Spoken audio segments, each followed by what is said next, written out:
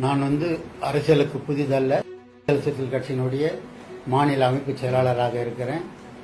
தொடர்ந்து 20 ஆண்டு காலங்களாக எழுச்சி தமிழரோடு பணியாற்றி கொண்டிருக்கிறேன். அநேக பதவிகளில் பொறுப்புகளில் இருந்திருக்கிறேன். இப்போது நான் ஏற்கனவே பார்த்தீங்கன்னா சென்னை கார்ப்பரேஷன் கவுன்சிலராக 5 ஆண்டு காலங்கள் இருந்திருக்கிறேன்.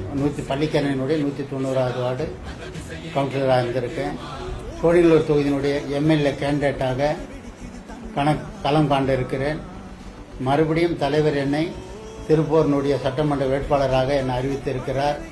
என் மீது உள்ள நம்பிக்கையினால இந்த தொகுதி என்னிடம் கொடுத்திருக்கிறார். இருந்தாலும் நான் வெற்றிக்கனி அவரிடம் கொடுக்க வேண்டும் என்பதில் முயற்சியோடு எல்லா பணிகளையும் செய்திருக்கிறேன்.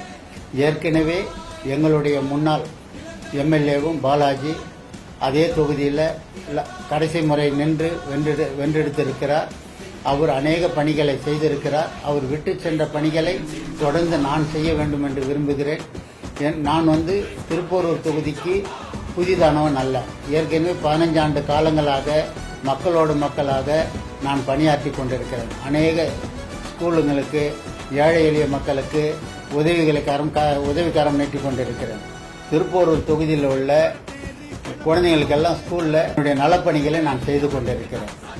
ரெண்டாவது, இந்த செங்கல்பட்டினுடைய மாவட்டத்தில் தான் நானும் இருக்கிறேன். இந்த தொகுதியிலேருந்து வெளியிலேருந்து அவர் பாமகனுடைய கேண்டிடேட் மாதிரி நான் வெளியிலேருந்து வரல. நான் இதே தொகுதியை சேர்ந்தவன் தான்.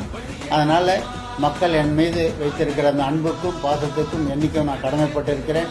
அவருடைய குரலாக என்னை தேர்ந்தெடுக்கப்பட்டால் சட்டமன்றத்தில் போய் ஒழிக்க நான் தயாராக இருக்கிறேன். திருப்பூரூர் சட்டமன்ற தொகுதியின் வெற்றி வேட்பாளர் பன்னீர்தாஸ் அவர்களுக்கு பானை சின்னத்தில் வாக்களிப்பேன்.